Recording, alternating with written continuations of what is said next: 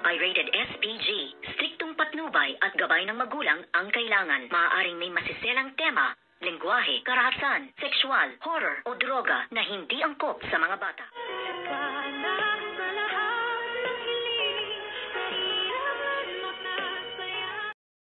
Ako? Pinagkakalunan namin ang nanay ko.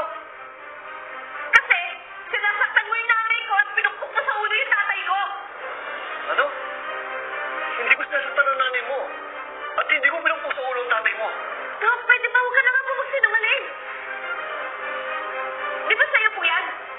Nakita ko yan kung saan mo pinukpok si tatay. Anak, pwede ba tumigil ka na? Tigilan mo na ang pagbibintang mo kay Carlo. Tama na! Sige, Nay. Kampiyan mo ko si Doc Carlos at huwag kang maniwala sa anak mo. Annalyn! Good morning and welcome sa aking munting channel. At dito nga ay nabuko na nitong si Doktora Annalyn Santos kung sino nga ang tunay na pumukpok sa ulo ng kanyang tatay ay walang iba kung hindi nga si Doc Carlos Binides, dahil dun nga kita niya ang ballpen nga nito at dito nga ay siya kinompronta nitong si Doktora Annalyn Santos ang kanyang nanay Lynette at dun nga sila nag-usap sa kanyang opisina. At dito nga ay nagulat din si Miss Lynette Santos nang ipakita dito ni ni Doktora Annalyn Santos ang ballpen na iyo pag-aari nga nitong si Doc Carlos Binides, at sinabi niya nga ay nakuha ko ito at nakita ko kung saan pinukpok si tatay, at nagulat nga si Miss Lynette.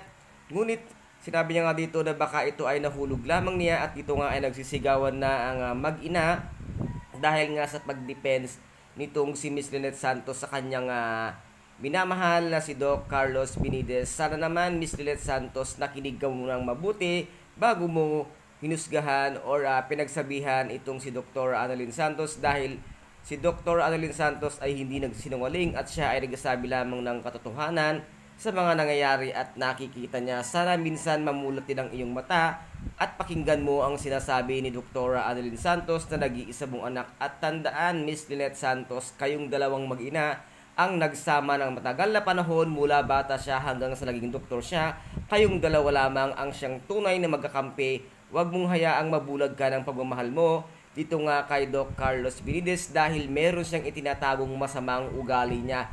At dito nga ay sinabi nga dito ni Miss Annalyn dito nga kay Doc Carlos, dahil bigla nga itong pumasok sa opisina ng kanyang nanay Lynette. At sinabi nga dito ni Doc Carlos na bakit ang lakas ng boses nyo naririnig hanggang sa labas. At sinabi nga dito lakas loob na sinabi nga ni Dr. Annalyn Santos na ikaw po ang pinagtataluhan at pinag-uusapan namin ng nanay ko, dahil ikaw sinasaktan mo ang nanay ko at ikaw ang pumukpok sa tatay ko. Kaya't dito ay nagulat naman itong si Doc Carlos at sinabi nga niyang hindi niya sinasaktan at hindi niya pinukpok ang kanyang tatay. Ngunit ipinakita nga dito ni Dr. Annalyn Santos ang ebidensya at ang ballpen na kung saan nga ay nakuha itong si Dr. Annalyn Santos na kung saan pinukpok nga ang kanyang tatay RJ. At nakakagulat naman, Doc Carlos, kung ikaw ay nagsuka lamang sa labas sa iyong pagsinungaling, paano umabot doon sa pinagpukpukan ng bote kay Doc RJ kung hindi ikaw ang siyang gumawa? Sana minsan isip-isip din,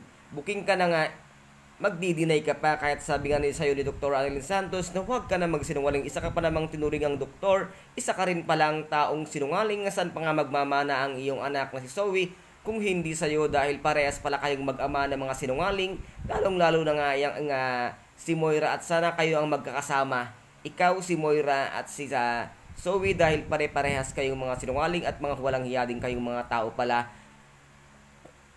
Naaabot hanggang langit ang inyong pagkakasinungaling. Kayo ang magsama-sama at huwag din sanang matauhan si Miss Lynette Santos na huwag kang pakasalan dahil sa ugali mo nga na meron kang malademonyo rin palang pag-uugali. Doctors, walang silbi ang iyong sinumpaan na ikaw ay bilang isang doktor na ikaw ay maggagamot at isasave mo ang buhay ng mga tao. Ngunit ang ginawa mo ay ikaw din pala ang papatay ng buhay ng tao. Napakawala mo ding kwentang doktor. And guys, kung nagustuhan po ninyo ang aking video for today, paki-subscribe na lamang po ng aking channel, paki-like and share para maging update kayo sa lahat ng gagawin kong video. Maraming salamat po. Ingat, God bless, and bye-bye!